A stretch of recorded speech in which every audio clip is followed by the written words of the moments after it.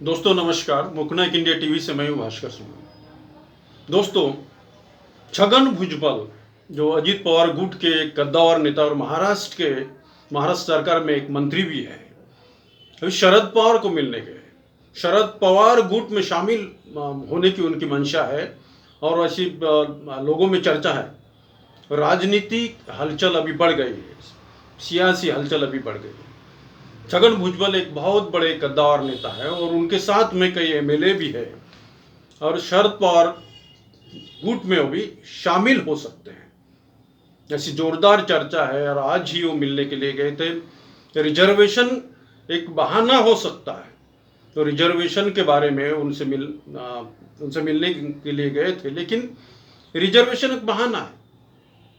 वो शरद पवार गुट में शामिल हो सकते क्योंकि अक्टूबर में, आने वाले अक्टूबर नवंबर में महाराष्ट्र विधानसभा के इलेक्शन होने जा रहे हैं। बस एक औपचारिकता रह गई, उसकी घोषणा करने की एक औपचारिकता रह गई है।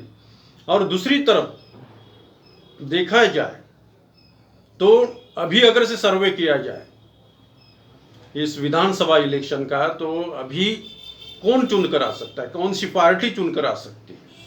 तो अभी अगर से ये सर्वे किया जाए, कई सर्वे भी आ चुके हैं, लेकिन महाराष्ट्र विकास आघाड़ी जो है, जो इंडिया अलायंस की जो आघाड़ी बनी हुई है, वो सबसे ज़्यादा सीटें उनको मिल सकती है। बीजेपी और एकनाथ शिंदे का जो गुट है और अजीत पवार का गुट है, उसको भारी नुकसान होने जा रहा है।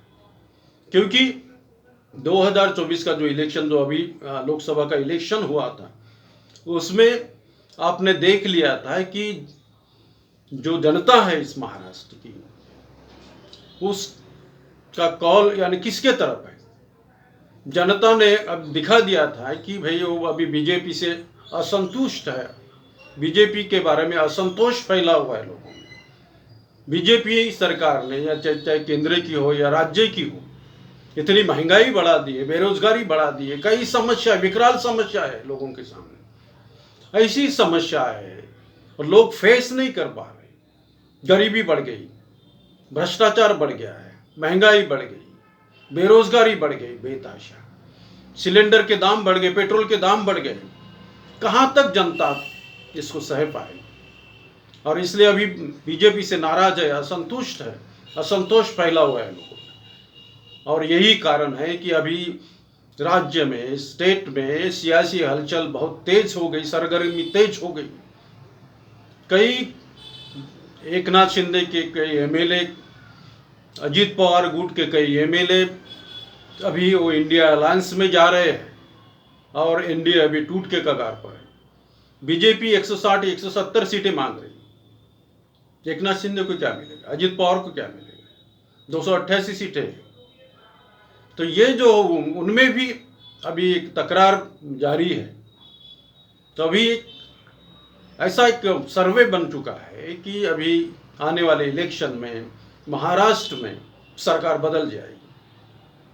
महाविकास आघाड़ी पूरी जोर शोर से महाराष्ट्र में आने वाली है और इसका कारण स्वयं बीजेपी है। बीजेपी की सरकार है, केंद्र की सरकार, महाराष्ट्र की भी सरकार।